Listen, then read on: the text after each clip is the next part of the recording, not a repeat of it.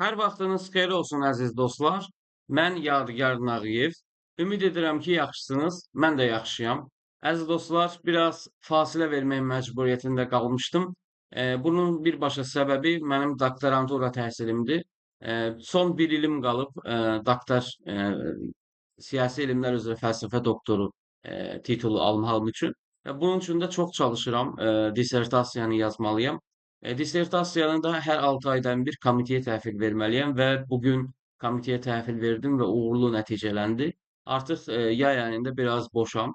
Yay ayında da əlimdən gəldiyi qədər ilk məqsədim politologiya giriş mühazirə seriyasını bitirmək, ardından digər mühazirə seriyalarını başlatmaqdır. Çünki çox geri qaldıq proqramdan. Əslində mən artıq bunu bitirib siyasi fəlsəfə tarixinə başlamalı idim.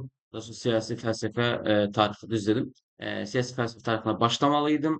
Orada maraqlı mövzular var çünki oradan da davam eləməli idik. Biraz gecikdik, amma ümid edirəm ki, bu boşluğu tez bir zamanda dolduracağam. Amma bu boşluğu doldurarkən də yəni kəmiyyət cəhətdən yox, keyfiyyət cəhətdən yaxşı təqdimatlar sizə çatdırmağa çalışacağam. Ümid edirəm ki, hər dəfə olduğu kimi, yəni əvvəlki kimi də keyfiyyəti qoruya bilərəm.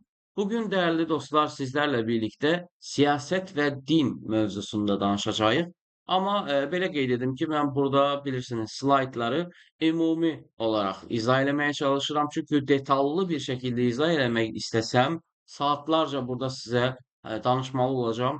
Həm də bəzi bakalavr tələbələri daha çox izlədikləri üçün onlara da daha asan olsun deyə asan bir şəkildə izah eləməyə çalışıram. Ancaq ümid edirəm ki, bu həm də magistraturada, doktoranturada təhsil alan dostlarımız üçün də və ya heç bu sayədə təhsil ala bilməyən dostlarımız üçün də faydalı olur. Çünki çox sadə bir şəkildə izah etməyə çalışıram. Dəyərli dostlar, 11-ci mühazirəmizdə biz siyasət və din haqqında danışacağıq. Xristianlığın yüksəlişi və kilsənin siyasi rolu, iki qılınc nəzəriyyəsi və Akvinolu Thomas, yəni ya da Akvinli Thomas haqqında danışacağıq. Reformasiya və dünyəvilik düşüncəsinin ilk müdafiəçiləri haqqında danışacağıq. Dünyəvi hakimiyyətin legitimliyi və suverenlik nəzəriyyəsi haqqında danışacağıq və nəzəri modellər haqqında danışacağıq.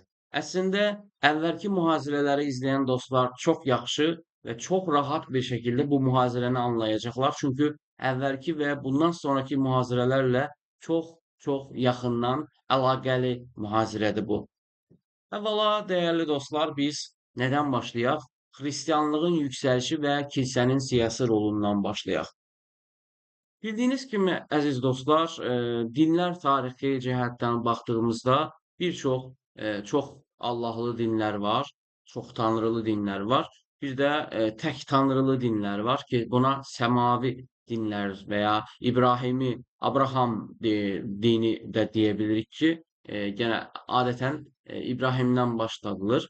Amma yəni tək tanrılı dinləri müdafiə edən təbii ki, ondan əvvəl də yaşayan Misirdə Akhenaton belə var və ya digərləri var. Bunlar ayrı bir mövzu. Biz bugün bu tək tanrılı dinlərdən birisi olan xristianlıq haqqında qısa bəhs edəcəyik, çünki sahəmiz deyil. Bunu məndən də daha yaxşı danışa biləcək ilahiyyatçılarımız var. Ümid edirəm ki, var. Deməli, dəyərli dostlar, xristianlıq əvvəla Həzrəti İsa ilə əlaqəli idi. Təbii ki, onunla əlaqələndirdilər. Ancaq Həzrəti İsa özü bir Yəhudi idi, bildiyiniz kimi. Sadəcə Həzrəti İsa dövrün Yəhudiliyinin o geri qalmışlığı, xurafatına qarşı bir mübarizə olaraq ortaya çıxmışdı və Yəhudi birisi və Yəhudi olaraq ortaya çıxmışdı. Daha sonra onun edamı ilə birlikdə Xristianlıq adlı bir din ortaya çıxdı. Bunu ortaya çıxaranlar da demək olar ki, birbaşa Həzrəti İsa'nın tələbələri, yəni müridləridir və ona qarşı olan qrupda yer alan müqəddəs Pauldur. Bəzilərinə görə Barnabasın da hani İncil yazdığı bilinir, Bibliya yazdığı bilinir, amma o hələ də fərziyyədə qalır. Nəysə, biz konkret olanlara fokuslanaq. Burada da biz Həzrəti İsa'nın yəni edamı ilə birlikdə Xristianlığın ondan sonra ortaya çıxdığını görə bilərik. İkinci məsələ, Xristianlıq necə ortaya çıxdı? Həzrəti İsa və müridləri müxtəlif, yəni bizə çatan kitablara görə müxtəlif yerlərdə insanların problemlərini dinləyir, insanların problemlərinə möcüzələr vasitəsilə həll yolu tapır və bizim bildiyimiz kimi Çin fəlsəfəsindən də gördüyümüz kimi daha çox əxlaq fəlsəfəsi üstündən əxlaqi fikirlər aşılamağa çalışır. Və beləliklə xristianlıq ilk dövrdə kasıb təbəqə arasında, hələ o dövrdə də proletariya adlandırdığımız işçi sinifi kəndlər arasında yayılmağa başlayır. Bunun səbəbi isə, əziz dostlar, dövrün sosial-iqtisadi, siyasi vəziyyətidir və o dövrdəki yaşanan yoxsulluq, qulluq, quldarlıq vəziyyətidir ki, məhz bunlar insanları gələcək dünyaya, digər dünyaya görə, daha doğrusu düşünməyə sövq elədilər. Çünki artıq yaşadığı dövrdə insanların digər varlı siniflər kimi yaşamaq, onlar kimi düşünmək, onlar kimi hərəkət etmək imtiyazları yox idi. Və belə olduğu halda da insanlar digər dünya haqqında, yəni antik Yunana görə Hades haqqında fikirləşməyə başladılar və beləliklə özlərinə belə təskinlik verdilər. Və bu da xristianlığın çox insanlar arasında yayılmağına səbəb olan amillərdən ən başlıca gələnidir. Və beləliklə Roma imperiyası dövründə xristianlıq dediyim kimi təbəqələr arasında, aşağı təbəqə arasında yayılmağa başlayır. Ancaq Roma imperiyası izlədiniz böyük ehtimalla filmlər, oxuduğunuz kitablardan da bilirsiniz ki, Roma imperiyası pagan idi adətən. Neptuna, Merkuriyə falan filan inanırdı. Ancaq arada Yahudilər artıq bir din ortaya çıxarmışlar və Romalılarla da bunlar bir əməkdaşlıq içərisində idi. Yahudiliklə qarşı çıxan bu xristianlıqla mübarizədə də təbii olaraq Roma öz müttəfiqini tək qoymayacaqdı və oradakı yəni bizim dilimizlə desək icra başçıları deyək, yəni o dövrdə və ya bölgə əmirləri deyək, necə deyəksə, yəni idarəçiləri başladılar Yahudilərlə birlikdə xristianlığa qarşı mübarizəyə. Və beləliklə bu mübarizənin nəticəsində Həzrəti İsa edam edildi və sairə-sairə məsələlər. Biz bunu hələ burada bir altda yatan passiv bir mövqe olaraq görməkdəyik. Amma daha sonra xristianlıq necə partladı belə deyək, necə belə boom effekti verirdi? Müqəddəs Paulun vasitəsilə. İndi dəyərli dostlar, Müqəddəs Paul haqqında bəlkə məlumatınız var. Qısa bir məlumat verim. Müqəddəs Paul adətən xristianlığa qarşı bir mövqeyi ilə seçilən pagan düşüncəsində olan bir insan idi. Amma təsadüfən bir gün yatdığı yuxuda Həzrəti İsa ilə görüşür və Həzrəti İsa ona deyir ki, sən mənim həvarimsən, sən mənim fikirlərimi car et. Və beləliklə Müqəddəs Paul da deyir ki, mən bugündən etibarən xristianam. İndiyə qədər əlində onlarca, minlərcə xristianın qanı olmuş bir şəxs, vasitəçilik etmiş, müxbirlik etmiş bir şəxs bir anda nə oldu? Müqəddəs Paul oldu və beləliklə xristian oldu və Həzrəti İsa'nın və ondan sonra gələn müridlərinin fikirlərini də birləşdirərək özünə məxsus bir xristianlıq ortaya çıxardı. Və təbii ki, bu xristianlığı ortaya çıxarmaqla qalmadı, yəni şəxs olaraq.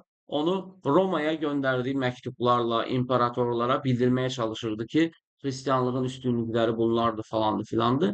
Və o dövrdə də indi fəlsəfəyə biraz girmiş olacaq, amma stoiklərin üstünlük təşkil etməyi, hansı ki bu xristianlıqla üst-üstə düşən fikirləri var idi.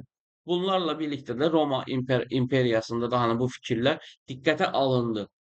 Artıq xristianlıq bu davam edən müharibələr, Roma imperiyasının sərhədlərinə digər köçəri tayfaların, bədəvilərin gəlməyi, davam edən müharibələr, iqtisadi tənəzzül və sairə falan filan insanların xristianlığa üstünlük verməyini daha da artırdı.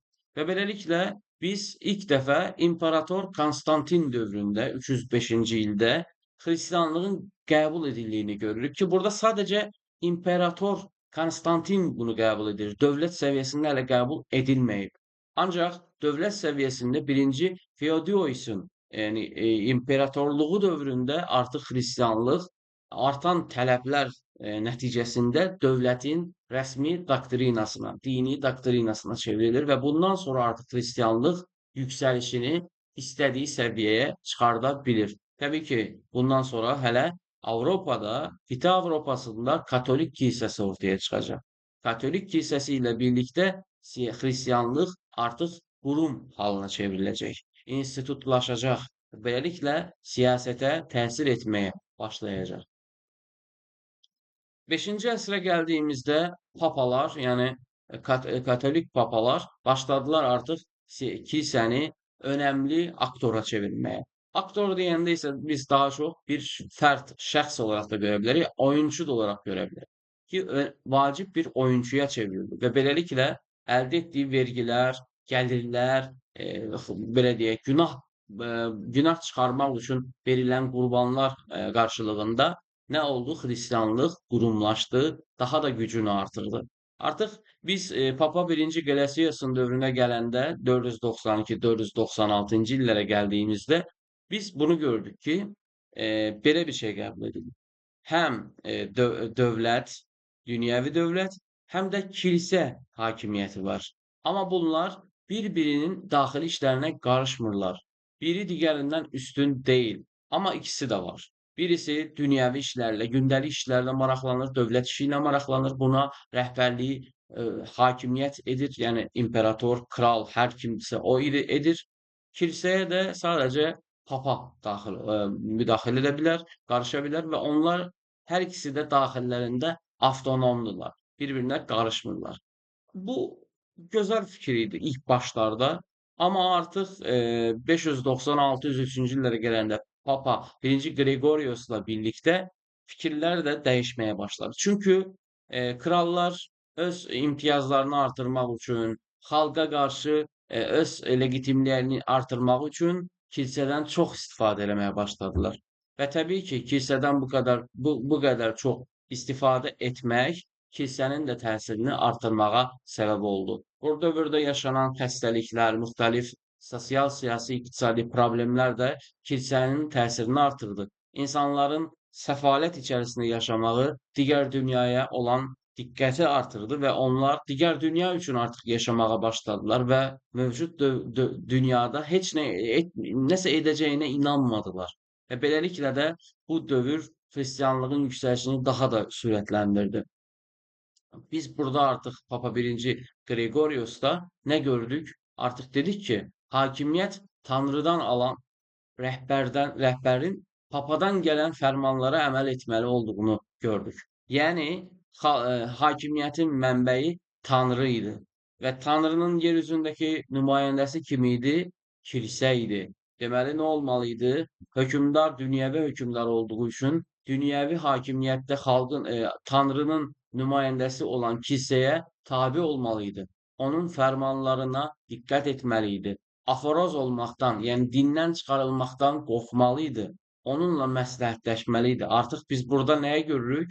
Bir qurum digər quruma üstünlük eləməyə başlayıb. Əvvəldən nə idi? Ayrı-ayrı idilər. Heç kimə qarışmırdı. Amma artıq kilsə birbaşa dövlətə qarışır. Dövlətin qərarlarına qarışır. Papa 1-ci Nikolasın dövrünə gəldiyimizdə isə, yəni 858-867-yə gəldiyimiz dövrdə isə artıq 9 il ərzində nə gördük?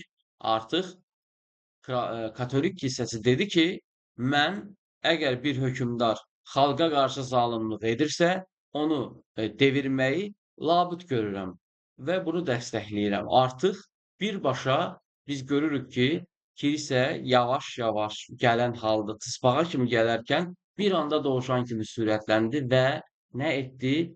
Hakimiyyətə dedi ki, sən əgər xalqın narazılığını qazansan, səni devirə bilərlər. Və beləliklə siyasətə daxil oldu, hakimiyyət üstündə öz təsirini qurmuş oldu. Amma təbii ki, bu fikirlər bir yerə qədər davam elədi. Bu yer hara idi? Bu yer səlib yürüşləri idi. Amma səlib yürüşlərindən əvvəl iki qılınc nəzəriyyəsi, hansı ki, əvvəl qeyd elədiyim səviyyədə 10-12-ci əsrlərdə artıq hörmət qazanmağa başladı. Və bu fikrə görə belə idi ki, kilsə həm dini qılıncı, həm də dünyəvi qılıncı əlində tuturdu. Ancaq daha çox insanları digər dünyaya hazırladığı üçün, insanları digər dünyaya hazır bir yaşayış səviyyəsinə gətirmək üçün, yəni verdiyi təlimlərlə, təhsillə falan filan Yəni o daha çox dünyəvi işlərlə maraqlanmağa vaxtı yox idi və bu belə deyək də bu işi hökmdara vermişdilər ki, hökmdar dünyəvi işlərlə maraqlansın, onların fikirləri çərçivəsində.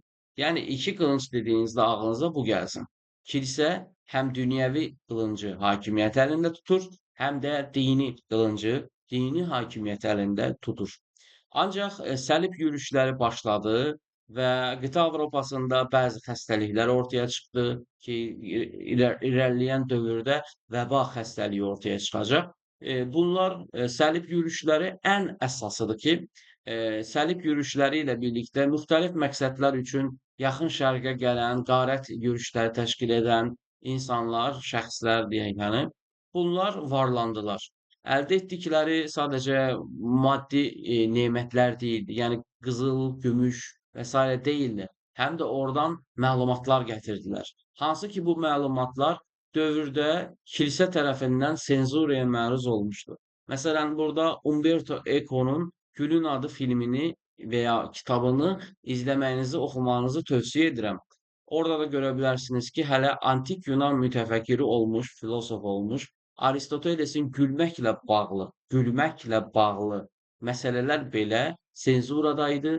Kilsə bunu heç bir kəsə paylaşmırdı. Ancaq səlib yürüşləri ilə birlikdə yaxın şərqdə bu tərcümələrini Aristotelesin, Platonun tərcümələrini əldə edən tüccarlar, muzlu hərbiçilər bunları Avropaya gətirib satdılar və ya özləri oxudular və beləliklə həm varlandılar, həm də intellektual zəkaları artdı. Xüsusilə də İtaliyadakı şəhər dövlətləri bu barədə çox üstünlük təşkil edirlər.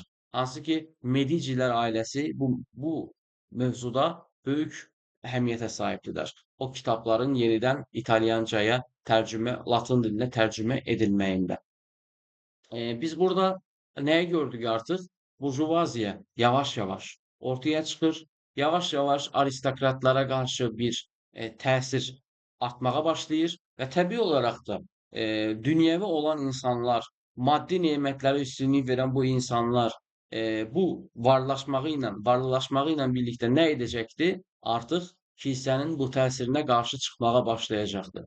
Kilsəyə qarşı ilk etirazlar çöldən yox, daxildən oldu.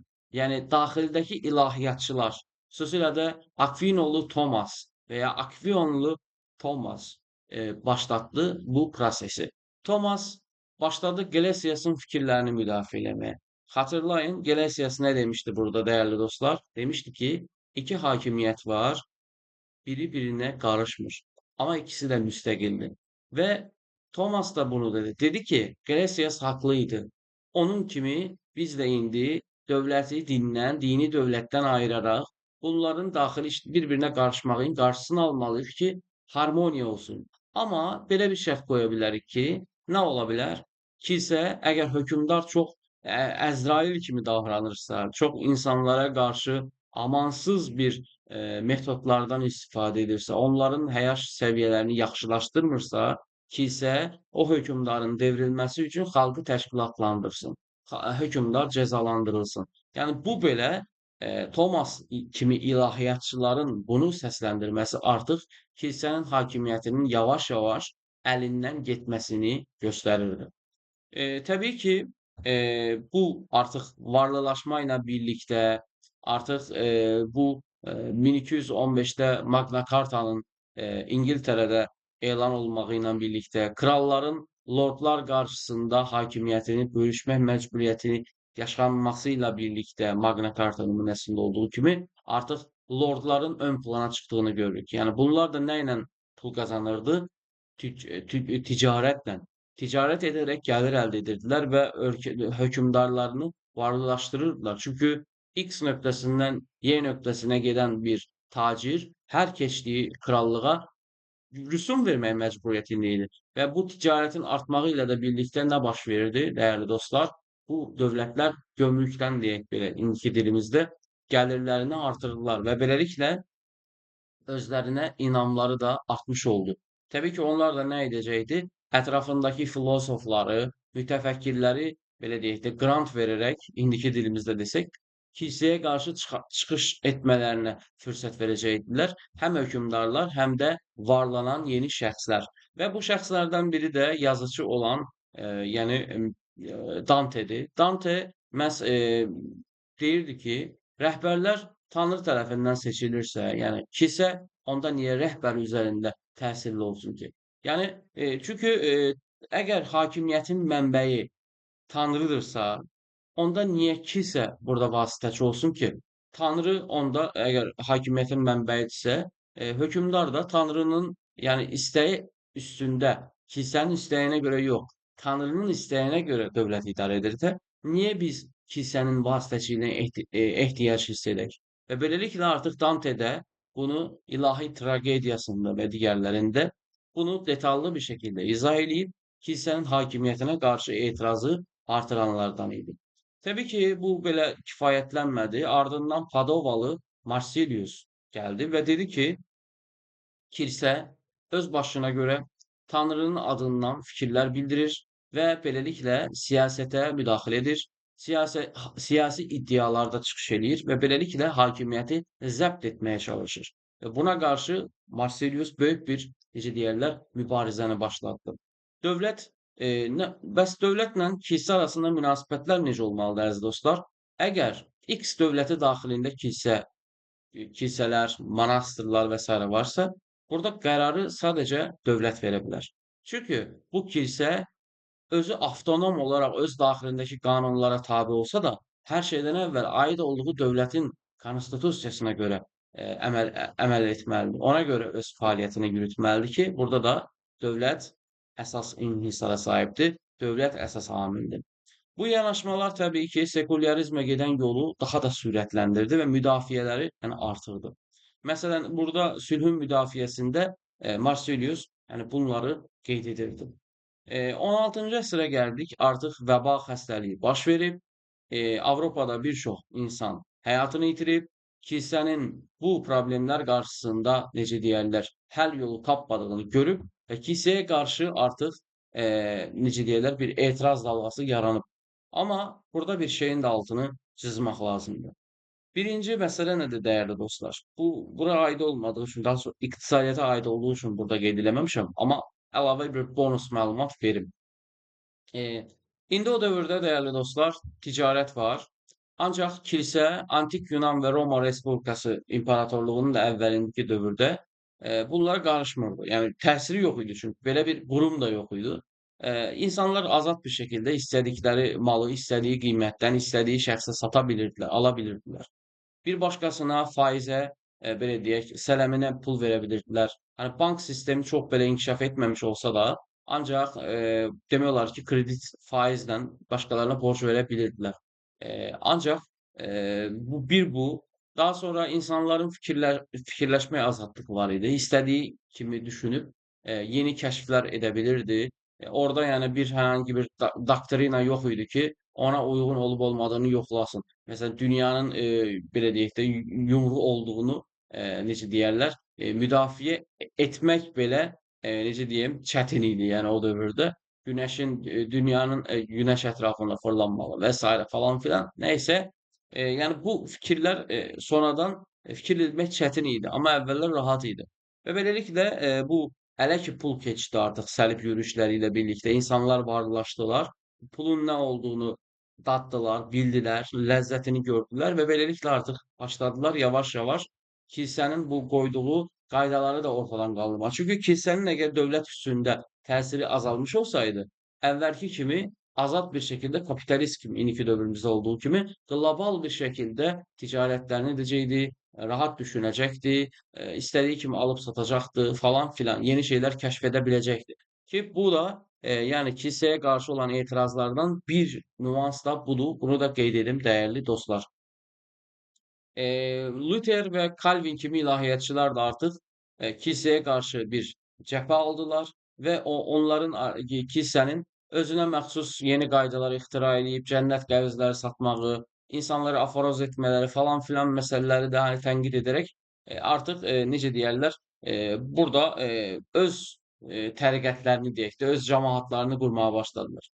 Adətən tələbələr bu mövzuda fikir ayrılığı yaşayırlar, səhv anlayırlar adətən. Deyirlər ki, Lutherlə Calvin sekularizmi müdafiə edib. Xeyr, reformasiyanı müdafiə ediblər. Reformasiya ilə rezonans, yəni bu aydınlanma dediyimiz dövr eyni şey deyil. Reformasiya dində yaşandı. Amma Rönesans dediyimiz bu yanaşma isə ümumi həyat fəaliyyətində yaşandı. Bunlar sadəcə deyirdi ki, Katolik kilsəsi, yəni necə deyərlər, fikirlərini biz qəbul etmirik. Buna qarşı protestanlığı, Kalvinizm, Lüteranizm kimi kilsələrlə quraraq buna qarşı etirazlarını bildirdilər. Yəni əslində bunlar da demək olar ki, özlərinə məxsus bir kilsə hakimiyyəti qurmağı hədəfləyirdilər.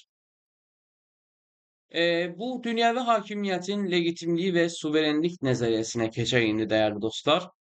Bu barədə geniş məlumatlarınız var, çünki legitimlik və suverenlik konsepsiyalarını izah eləyərkən bu qədər çox məlumat vermişəm. Dövlət adlı haqqında 6 kitab adlı əsərində də John Calvin məhz dövlət dünyəvi idarənin qanuniliyini özündən aldığını, kilsənin təsdiqinə ehtiyac olmadığını irəli sürürdü və suverenliyi tam olmasa da xalqda görürdü. Deyirdi ki, hakimiyyətin mənbəyi xalqdır. Yəni tam olmasa da belə səsləndirirdi. Deyirdi ki, kilsəyə ehtiyac yoxdur. Dini legitimliyə ehtiyac yox.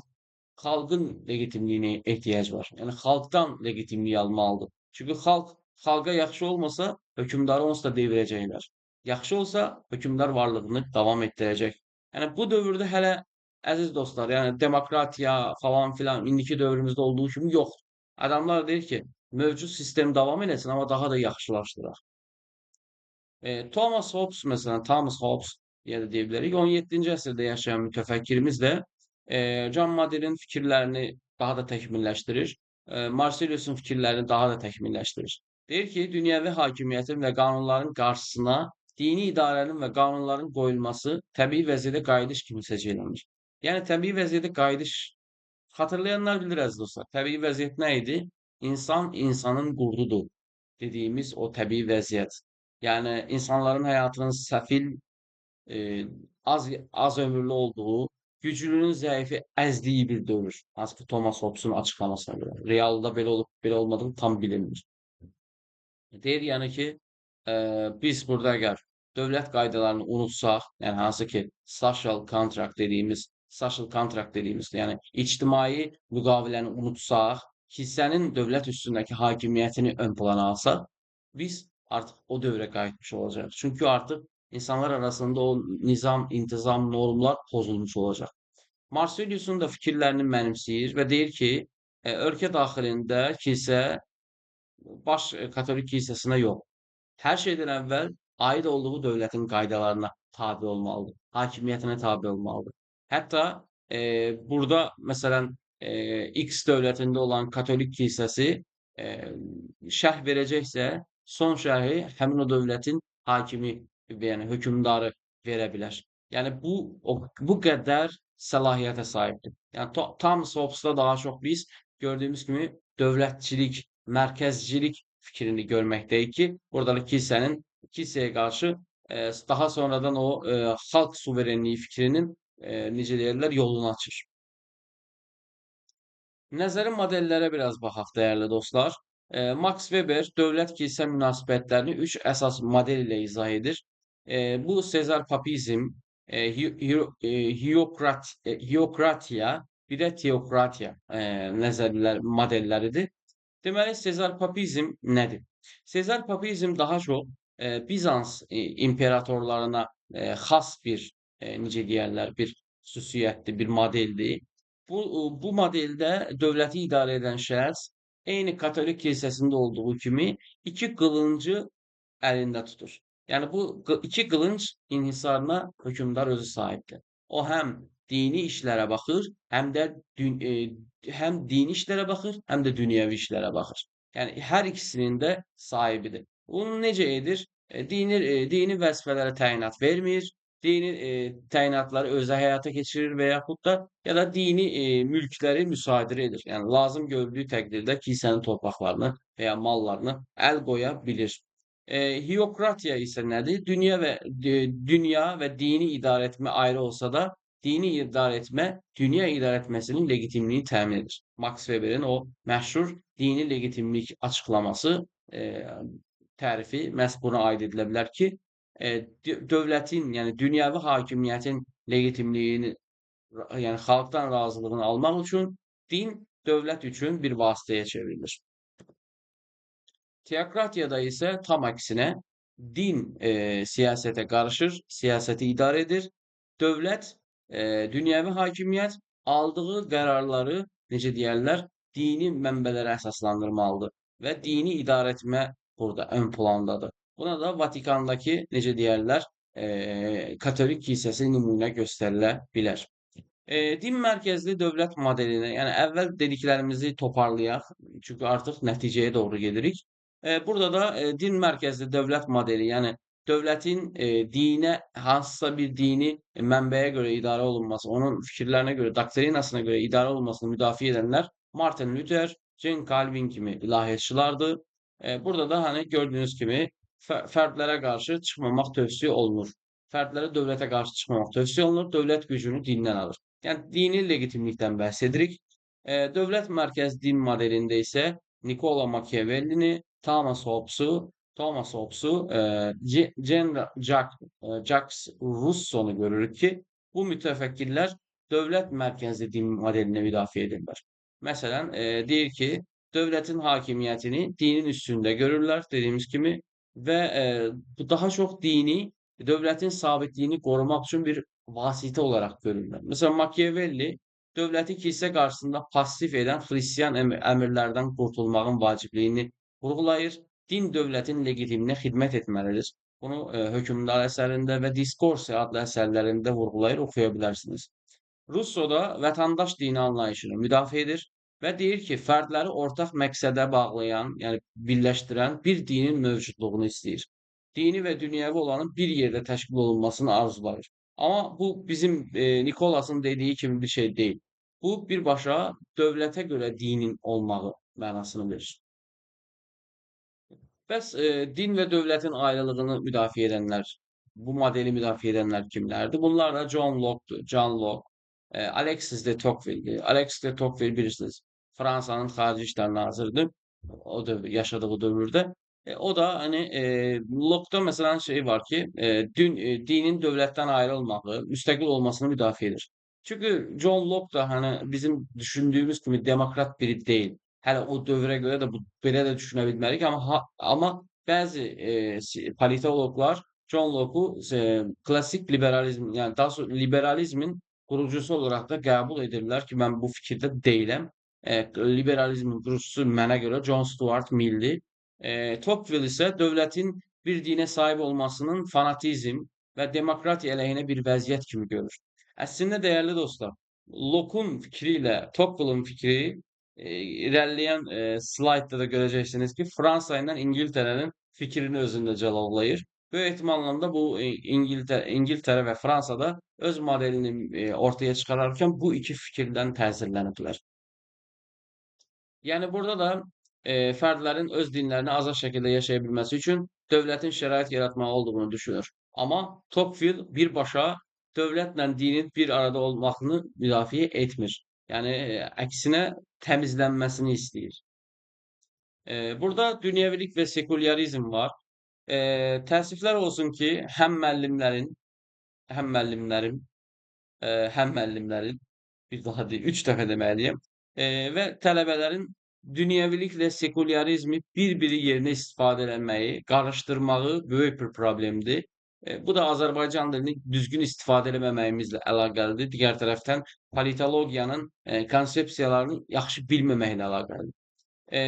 Dünyəvilik daha çox din və dövlət işlərinin bir-birindən ayrılmağıdır. Sekulyarizm isə bir şey tədqiq eləyərkən, bir şeyə açıqlama verərkən, bir şey haqqında fikir bildirərkən mistik və metafizik olanlardan, yəni dini olan açıqlamalardan qaçınaraq konkret, pozitivist olmaq deməkdir. Yəni konkret gözünlə görürsən, deyirsən ki, 2 + 2 4. Bitdi. Qurtardı getdi. Sən demirsən artıq 2 + 2 5-dir. Çünki dində belə yazılır. Və ya 6 Deyirlər yəni məsələn kainat 6 gün, dünya 6 gündə, kainat 6 gündə yaradıldı. Niyə? Pifaqor deyir ki, 1 üstəgəl 2 üstəgəl 3 bərabərdir 6 olduğu üçün. 1 vur 2 vur 3 6 olduğu üçün. Yəni sən belə desən, tamam, dini açıqlamadır. Amma rəqəmi, elmi bir açıqlama versən, o tamamilə başqadır. Yəni bu da sekülerizmin nə qədər yəni anti dinci dindar olduğunu göstərir. Ümid edirəm ki, anlamısınız. Anlamadığınız yerlərə zəhmət olmasa sual verin, mən cavab verəcəm. Dünyəvi dövlətlərdə müqəddəs qaydalar, yəni dövlətdə əsas sayılmır. Əsas olan konstitusiyadır. Dövlət rəhbərləri dini qruplar arasında seçim etmirlər. Onlar hamıya eyni məsafədə yanaşırlar, çünki onlar hamının prezidenti, baş naziridir. Dini fərqliliklər, ateistlərə və fərqli inanclara sahib insanlara belə dözümlülükdür dünyəvi dövlət. Dünyəvilik modelləri var əziz dostlar. Fransız və Anglo-Sakson modelləri var. Fransız modeli orada Tocqueville'ın da dediği kimi daha çok belə süpürüb atmaq mövqeyi olaraq mən bunu açıqlayıram. Daha çox 1789 Fransız inqilabı ilə birlikdə bu model burada mənimsənilməyə başlandı. Burada da qoparılıb çıxarılmaq olaraq tərcümə eləmişəm. Dini yəni bütün sahələrdən atırlar. Yəni, qoparıb çıxardırlar ki, praqmatizm hakim olsun. Dinlə mübarizə aparılır Fransız modelində. Din adamlar o dövrdə 1789-da edama göndərilir və beləliklə mistizmdən xilas olduqlarını düşünürlər. Dinlər pozitiv elmlərin inkişafı və insan ağlının naməlum olanları həll etməsi ilə tarixə qarışmışdır. İdeologiyası hakimdir. Bəli, bunlar düşünürlər ki, yəni Fransız modeli artıq dinlər öz dövrünü yaşadı. Auqust Comte'un da dediği kimi artıq biz elmin üstün olduğu, pozitivizmin üstün olduğu bir dövrdəyik. Bu dövrdə də artıq metafizikaya ehtiyac yoxdur. Konkret olana ehtiyac var. Tənqid olunur əlbəttə ki, dünyəvi deyil, özünə məxsus bir ideologiya olduğu üçün. Çünki Fransız modeli dünyəviçilik, yəni Anglo-Sakson dünyasında olduğu kimi belə multikulturalizmlə əlaqəli deyil. Daha çox buna türklər Profesör Doktor Mümtazar Türköne buna laisizm deyir. Yəni laiklik yox, laisizm deyir. Yəni deyir ki, süpürüb atmaq, yəni qoparıb atmaq. Yəni burada bir necə deyim, bir a priori bir yanaşma var. A priori yanaşma nədir? Əvvəlcədən bir inanc var. Deyir ki, din dövlətdə olmamalıdır. Araşdırmada, tədqiqatda olmamalıdır. Öncədən bir inanaraq bu addımı atır. Yəni bir fikri var. Amma Anglo-Saksonda elə deyil. Anglo-Saksonda isə dəyərli dostlar, çox dinlilik, çox məzhəbçilik qəbul edilir, dəyərlər olaraq görülür. Dini azadlıq mövcud siyasi sistemin ənənələrinə zidd olmayacaq şəkildə davam eləməyini istəyir. Təbii ki, Anglo-Sakson dediyimizdə biz nə düşünürük? Burada biz İngiltərə, Birləşmiş Krallıq, daha sonra Kanada və Amerika Birləşmiş Ştatları. Bunlar Anglo-Sakson qəbul edilirlər. Bunlarda da konstitusiya din və dövləti bir-birindən ayrı görür. Amma burada fundament almağına imkan vermir və ya siyasətin dinə qarşı bir mövqe aldırmağını istəmir və ya tam əksi dinin siyasətə müdaxilə eləməyini istəmir. Yəni ikisi arasında bir tarazlıq qoruyur Anglo-Sakson modeli. Burada da yəni aşağıda qeyd etmişəm gördüyünüz kimi ABŞ-də də yəni Amerika Birləşmiş Ştatlarında da federal hökumət bu mövzularda yəni məhdudlaşdırmaq kimi bir yəni səlahiyyətə sahib deyil. Nəticə, dəyərli dostlar, təxminən artıq 39 dəqiqədir danışmaqdayım. Nəticə nədir? Siyasət və din əlaqəsi tarix boyu müxtəlif formalarda təzahür etmişdir. Bəli, istədiyimiz tarixə baxın, dinin olmadığı qruplaşma yox. İcmadan etibarən, yəni ən alt paleolit dövrünə belə gedin, balaca bir qrupda belə insanlar bir şeyə inanırlar. Çünki görmədikləri şeyi ilahi bir qüvvə olaraq sanırlar. İldırımı, yağışı, onu, bunu. Buna görə çox tanrılıq var onsuz. Yəni bu da hər zaman olacaq. Legitimliyi də hakimiyyətlər qorumaq üçün dindən hər zaman istifadə edəcəklər. Təbii ki, bu dövlətləri də təhlil edərkən hansı dövlətdə din ilə dövlət münasibətləri necə müəyyən edilib. Bunu da özünüz praktiki olarak görebilirsiniz. Buradan da gördüğünüz gibi münasibətlər cəmiyyətin siyasi quruluşunu, idarəetmə prinsiplərini və fərqli azadlıqları formalaşdıran əsas amillərdən biri olmuşdur. Bəli, din və siyasət arasındakı əlaqə və ya dinin siyasətin din üstündəki münasibəti birbaşa ölkənin siyasi strukturunu formalaşdırır, dəyişdirir, münasibətləri necə deyərlər, ona göre uyğunlaşdırır. Bu da sizin üçün bir ipucu ola bilər. Müasir dövrdə dünyəvilik və sekularizm anlayışları fərqli yollarda tətbiq olunaraq din və dövlət arasındakı münasibətlər tənzimləyir.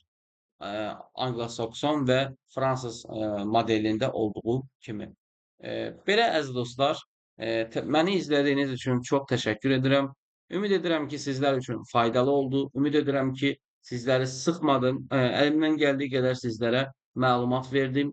Dəstək olmaq üçün kanala abunə olmayı, videoları bəyənməyi, şərh etməyi və paylaşmağı lütfən unutmayın.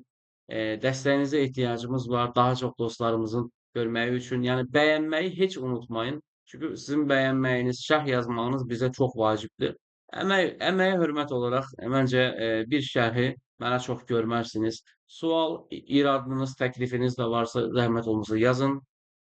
Bir daha deyirəm əziz dostlar. Mən yəni bu ixtisaslara marağı olan dostlardan ibarət bir qrup qurmaq istəyirəm. Maraqlananlar da maillərini yaza bilərlər, əlaqə saxlayacağım. Heç bir ödənişə də ehtiyac yox. İzlediğiniz için bir daha teşekkür ederim. Sağ olun.